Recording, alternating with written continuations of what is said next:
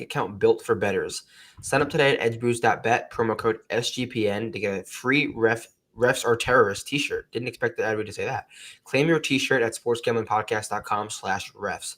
We're also brought to you by NYRA Bets. Get your $25 free bet for the Belmont by going to nyrabets.com/SGPN25 for $25 free bet. The Stanley Cup and the NBA Finals are here this week, and you can get all of SGPN's free picks and podcasts with the SGPN app. All right, another week talking some bets. Dom joins us for the RBC Canadian Open.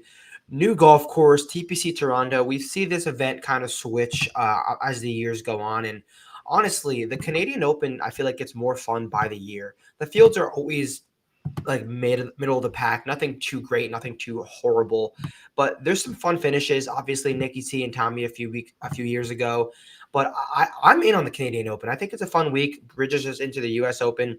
What's your thoughts on the event, and what have you taken so far from this new golf course?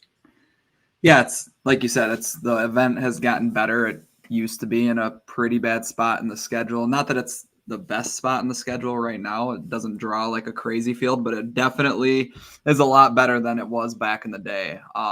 Looking at the course, from what I've heard, members play it at a par 72, and they'll play it this week as a par 70. You can kind of tell when you look at the scorecard. There's a couple par fours, I think 3 of them that are going to measure 500 yards or more.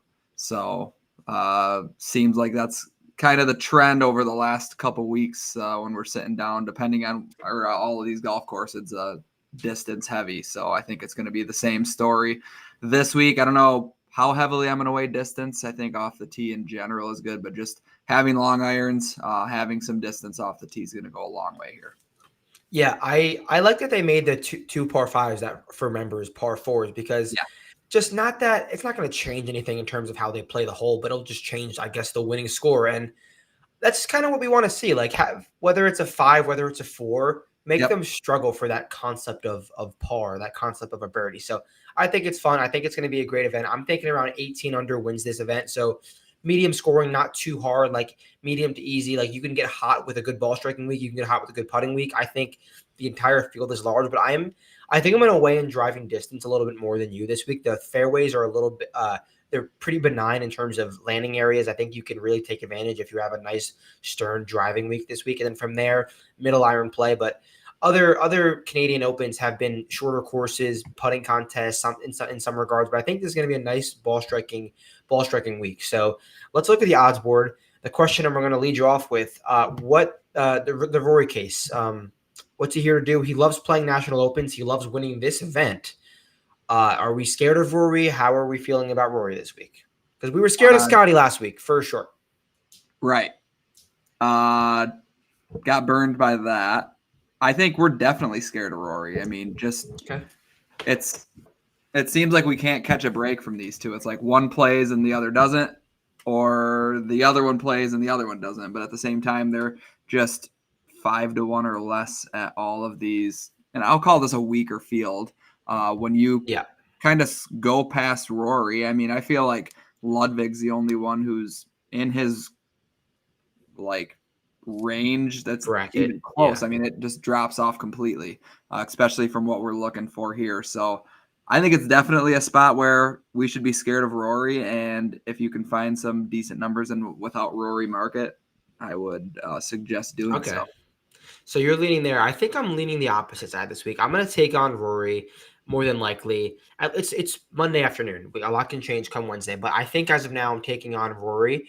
And I think that because the difference in golf he's played post-Masters to pre-Masters is pretty blatant. And I do not care what Rory does, says, or plays the rest of this year. He could do whatever he wants. He won the career Grand Slam. His year is made, in my opinion. That's the take I'm taking for Rory.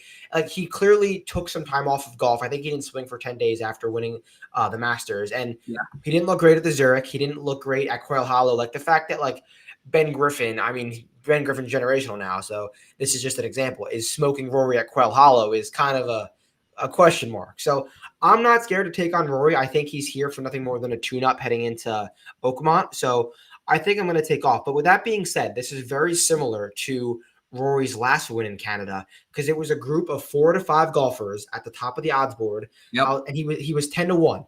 I was like, why would I not bet Rory 10-1 to just beat maybe 5 good golfers? And I didn't do it, and he ended up winning that event fairly easily. So I can see both ways, but as of now, I mean, I can't go to 4.5. I don't think, and I don't love him enough even to go to that number. So I'm going to take on Rory and go with some good numbers down the board, hopefully. Yeah, like you said, I mean, he's definitely not playing the best. It just seems like this course. I mean, you can say it about any course, but this course just seems like if he's playing the way that we know he can, it should set up really well for him. But all right, let's go to this next range. So I'll throw in, I think, 6 golfers from 14 to 30. 2 of them you like. Who in this? Because this is probably a popular spot where people are going to start their cards. Ludwig, Corey Connors, Shane Lowry, Bob Mack, Pendy, and Sam Burns. That is 14 to 30 to 1 on DK. You got anyone you're starting here? My next one, and I haven't made the bet yet, but I would consider Ludwig at 14. I think I'm with you, dude. That's a pretty good number. Like, you could make the case that he should be 10 to 1 because I do think just in terms of the way that this course sets up for him, I would much rather have Ludwig here than Connors or Lowry. And I like Connors and Lowry, just not here.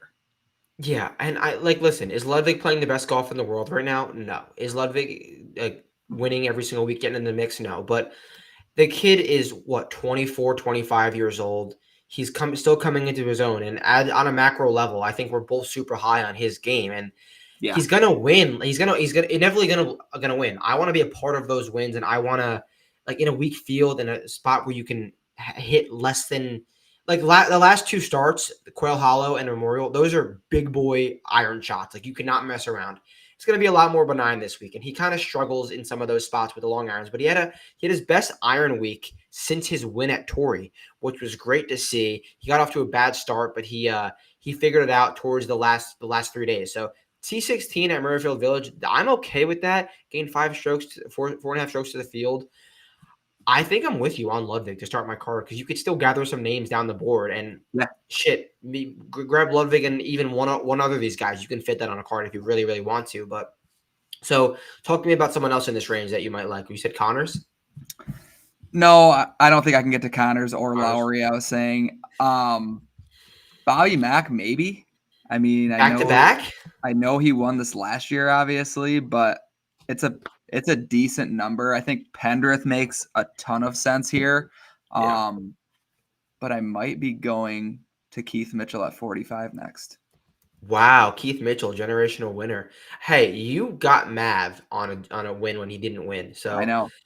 Yeah, I trust you there. You like so Shane Lowry, I want to touch on him real quick. I bet him last week at 40 to 1, I believe, because we talked about him. We talked about him last week. We were like, he gives you the same profile as Colin Morikawa. Well, I'm gonna bet Shane at double the number. He played fine. He was in the third or the last group on Saturday. I do not want to chase the putter. I've done this in my old life. I used to chase guys who striped it and just putt poorly. Shane striped it last week, putt like shit. I can just already envision myself logging onto the PGA Tour app. Shane Lowry 9 feet for birdie. Shane Lowry 8 feet for birdie. Shane Lowry 15 feet for birdie. Making none of them. I just don't want to deal with that. So, and at 22 to 1, if you're betting Shane Lowry 22 to 1 every week, you're down a lot of money. He's not a winner. I don't trust him in this spot, but will he play well? Will he hit the ball well? Yes. I'm not too concerned about that. Taylor Pendrith, T12 here T12 last week, T5 the week before that. He led the field on approach last week. And that's guys like Scotty Scheffler. That's guys like big names. He led the field on approach last week at a big boy golf course. And shout out Jeff Feinberg. Hit me up this morning and said Taylor Pendrith plays out of here a ton. He's played this course more than anyone in the field.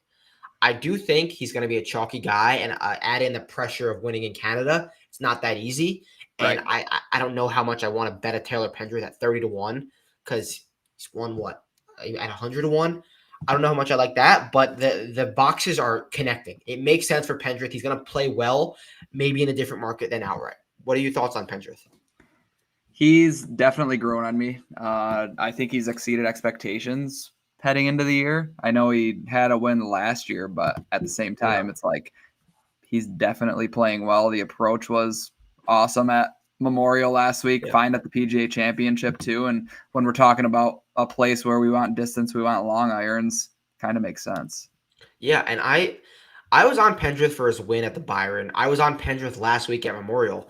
He couldn't putt as well as Shane, like Shane Lowry. Lost like 4.5 strokes putting while gaining almost 10 strokes ball striking. Like he striped it last week, and that's a course where that gets rewarded, and it clearly did. I mean, a T12 is a great finish on that golf course, but I just there's reasons for me to back Pendrith. There's reasons for me to not back Pendrith because I could just see him being a popular pick this week. Guys want to bet the Canadians, and we know as this event every single year, like 2 Canadian winners ever.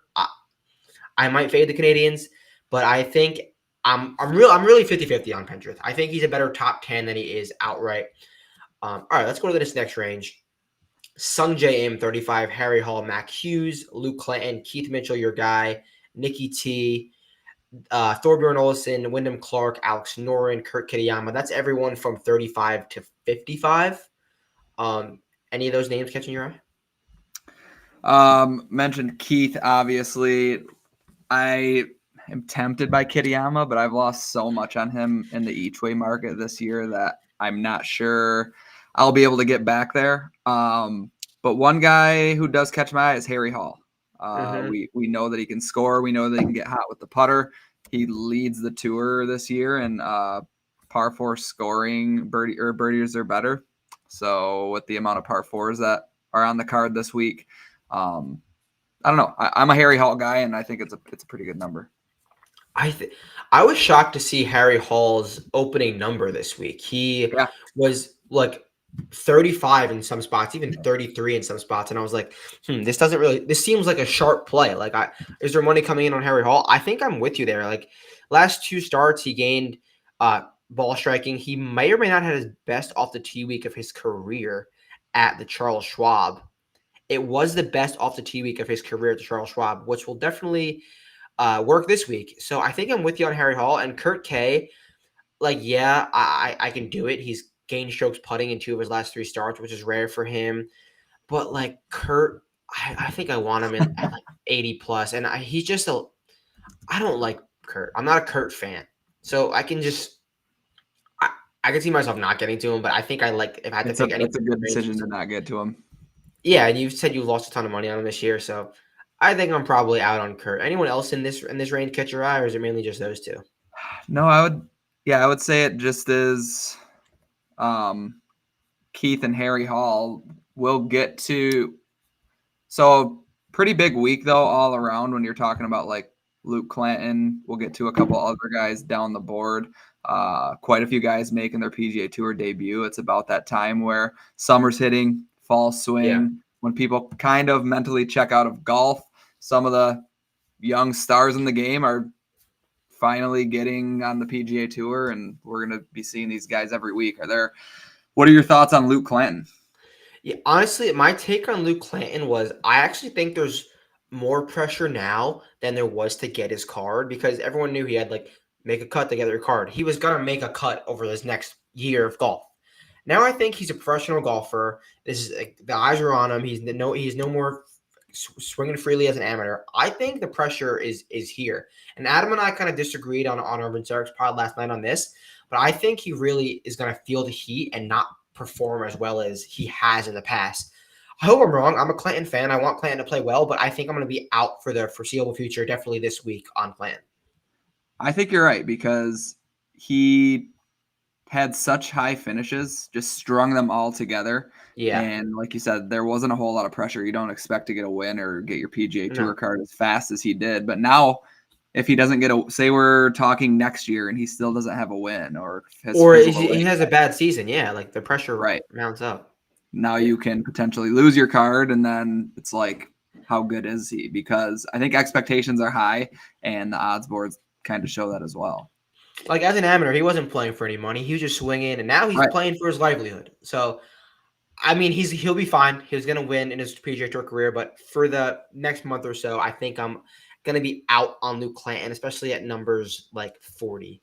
A Yeah. fun little range coming up. Going to talk to you quickly about a few SGPN partners in Edge Boost, first ever bank account built for bettors, ensuring all gambling transactions are approved. No usage fees, no minimums, earn cashback rewards. 100% approval for all betting deposit. Edgeboost.bet, promo code SGPN. And if you sign up this week, you get a free Refs Are Terrorist t-shirt. sportsgamblingpodcast.com/refs to claim your free t-shirt. Underdog is going along for the NBA Finals with their extender bonus. Game 1 happened game 1, and the longer the series goes, the bigger the bonus gets.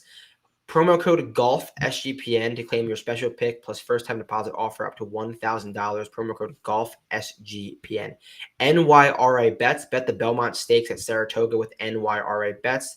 Sign up today using promo code SGPN25 to get a $25 free bet plus a $200 deposit match. All right, down the board a little bit, 60 and beyond. Chris Goddard, Gary Woodland, Alex Smalley, great golf course for him. And then some fun names.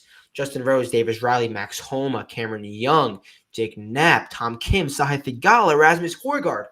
There's some names down here, and I'm sure you like a few of them. Who are you liking from this before we get to the triple digits range? You can go down to 89 if you like someone. The one that rates the best for me is Thorbjorn Olsen. Yeah, he's got a good profile. I don't bet him too often. Maybe I should start. The number's a little bit inflated, but rightfully so. I mean, he's been making, I think, 4 straight cuts. Irons have been good. We know that he's strong off the tee, and he's shown that over the past month or so. Wyndham Clark, I mean, a year ago, this was a fantastic number, but we're really not seeing anything. Like this is a great course for him. In 66, it's a fair number, but I wish there was a little bit more, I guess. Yeah, that is. I mean, are you talking about on Wyndham or Thorburn? Wyndham. I mean, the iron play is so bad that I just can't. I cannot. I went to Wyndham last week, and he was like 3 over through 2. I'm like, all right. I was trying to be cute and bet him 125-1, and that didn't work. So I just got to be out on Wyndham. Even though it's a good number, but like the guys like Max, the guys like Sahith. I don't even want to put Cam Young into this because Max and Sahith have proven they could win before. Max is finding some things. It's sporadic. It's good rounds and bad rounds. But the thing that I like about Max, like we saw him dart up at Quail. We saw him have a great round at the Memorial. His good rounds are great ball striking. It's not like he's just draining a million putts and like having like outlier putting rounds. Like round 1 of the Memorial, he striped it and then he just hit it like shit the next day. So that tells me the pieces are coming back together. And at 70-1 on a fairly benign golf course, if Max Homa's in the mix on Saturday afternoon, I trust him. I trust him to, if he gets there, he can hold it at least a little bit. So I can see myself getting to Max around this number. Sahith, maybe not. If we told you this time last year, Sahith would be 75-1 in this field. I know we talked about this last week, but yeah, like he's unserious. Like the ball striking is not there. He's just not. He seems a little lost, and I can see him finding too much trouble. If there's going to be some trouble. I know it's an easier golf course, but I don't know how much I can trust Sahith. And he just missed the cut. He just withdrew from the Truist. He withdrew from the PGA Championship. Clearly, he's not all the way there right now. So anyone else down here you like?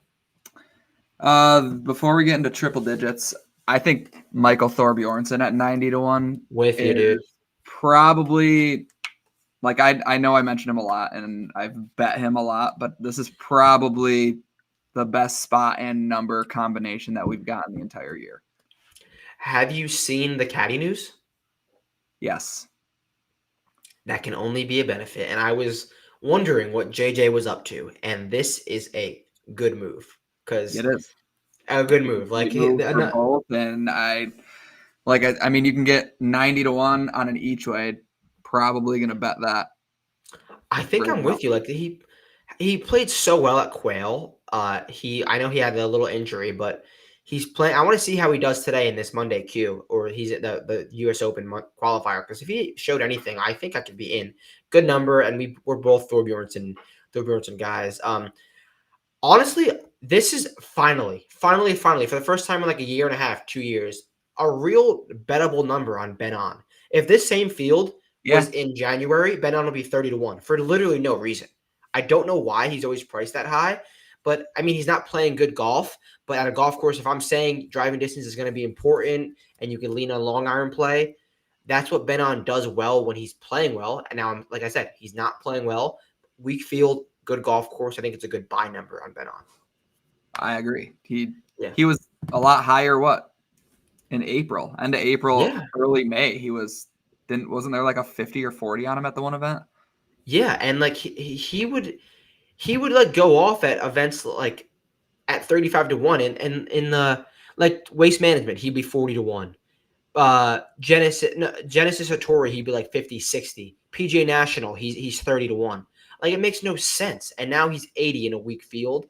Obviously, the ball, he has not gained strokes on approach, a full stroke on approach since Bay Hill, which is a while back. And he needs a firm golf course to really contend. But I just think it's a good number. I really do. There's 100 on him out there. 100? Shit, man. Like, there's worse bets to be made than 100. Like, the dude can win in a weak field. The dude won overseas before. Like, he won the Korea Championship in Europe, which is another weak field event, obviously, off of a pretty poor stretch of golf, an average stretch of golf. I'm down for Ben On. I think I am. And he's a guy where you don't really need to see form. He'll just pop. No. Yeah. That's just kind of the player he is. So. Yeah. Triple Ds. Right. Let's get to the triple Ds. You want to start us off?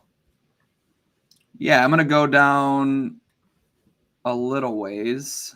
Top 40s aren't out yet, but that will be my bet on this guy. And it's Danny Walker. Danny Walks. Surprisingly scores well on par fours. Rates out better than he probably should for me. Was cut at the Charles Schwab, but before that, 4 straight, all inside the top 40. So I'm going to go with Danny Walker at what should be a decent top 40 number. All right, you want to hear a fun fact about Danny Walker that you're going to really like? 2022 Osprey Valley Open, TPC Toronto, Danny Walker, winner. See, I should have had that. That's a good nugget for you. It was they have 36 holes there. It was the other course, but how different could it really be? TPC Toronto, the vibes have to be immaculate for Danny Walker. He's going back to the place where he won. So that boosts his case tremendously. D-Walks. I think I've never bet. I bet D-Walks one time, I think. And I think I could do it again here. What's the number you said?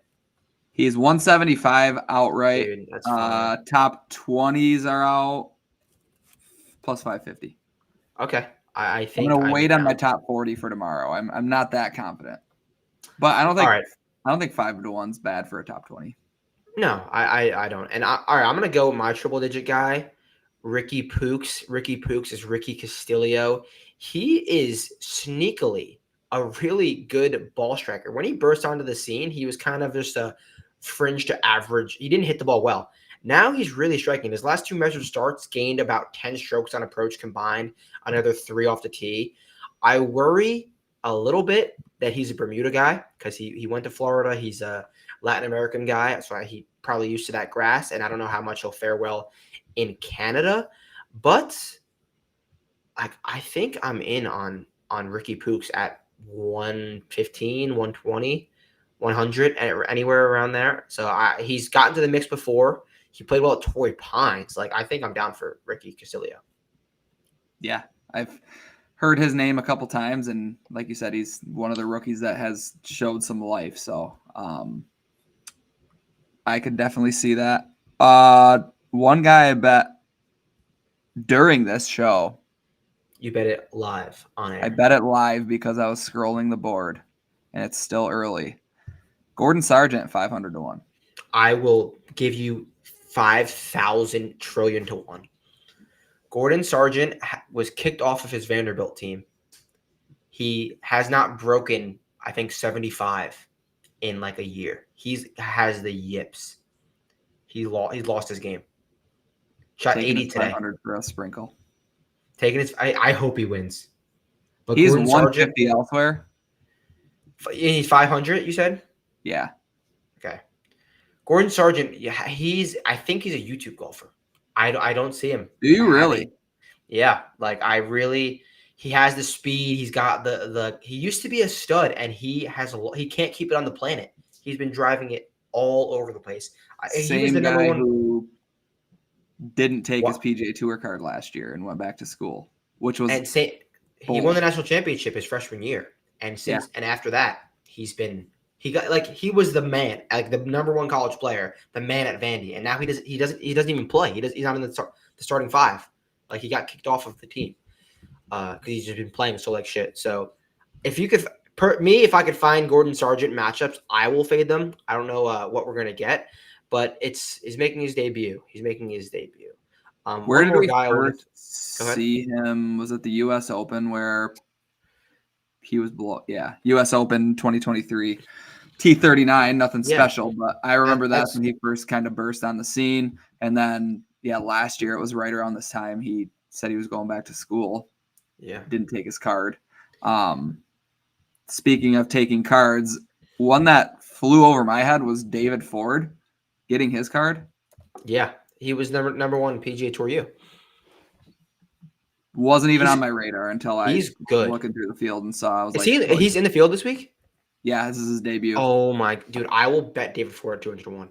He was the first round leader in Dubai, I believe, at the DP World Tour in like January, February, in like a stacked field. Shot like 63. The dude has game and he's confident. I talked to him at the Masters actually on the Monday when I was there, and like he was just walking around. No one knew who he was, and I just introduced myself, and like he's oozed with confidence. I think I'm a David Ford fan. I want to get on that train now.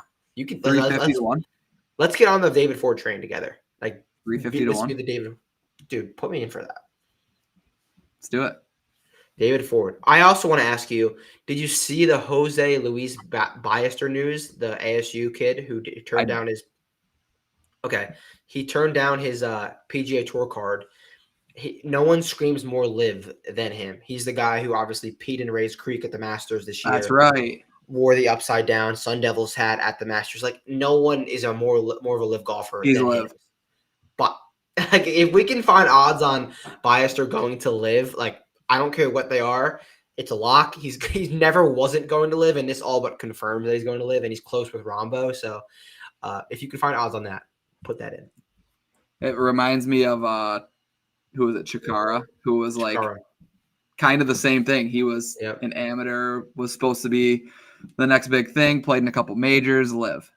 And maybe Ballister's going to follow in his footsteps and wear his upside down hat. Chikara's going to be back on tour, I think, because he's on the DP World Tour. He won at the DLF Open. No, not the DLF Open, the Indian Open at DLF Country Club. One of the hardest courses in the world. By the way, sick highlights if you want to watch it. But I think he's going to be back on tour.